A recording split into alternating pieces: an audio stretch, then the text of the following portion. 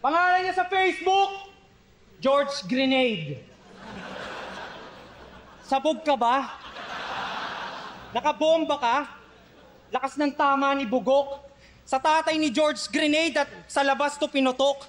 Kakain nyo yan ni Send nang galing sa tain ng kalabaw dun sa Tagum, wow. Naging grenade nung nakakain ng mushroom. Pag ako nagpasabog, mushroom cloud. Di pa ganong loud. Pagdating sa debate, who you pards? Si Arik binatuan ako ng granada. Di niya alam na, I catch a grenade. Mala Bruno Mars.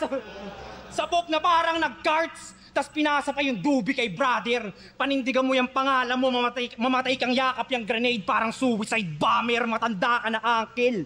Magpaka-teacher, huwag nang bumatil. Baka ma-break lang uncle sa bone collector.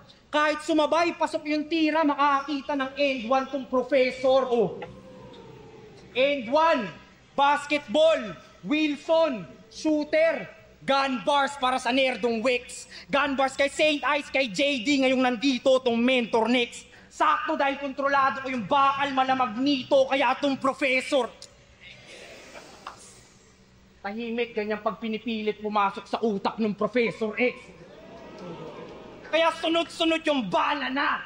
Mata niya makakadama. Tatama sa mata niya, magtatama sa bullseye tong inutil na bitter. Baka may maghanap na nanay sa mawawalang pupil ng teacher. Ganda na naman ang umpisa dito ni Rafian. Gusto ko yung pagtawid-tawid niya ng ng mga verse niya. Nag-start siya dun sa sa pangalan nga ni Plaridel sa Facebook, no? Sa simpleng pangalan lang na George Grenade ba yun? Nakabuka agad siya ng mga 8 lines yata dun. Ayun, tapos yung nag-X-Men reference din siya.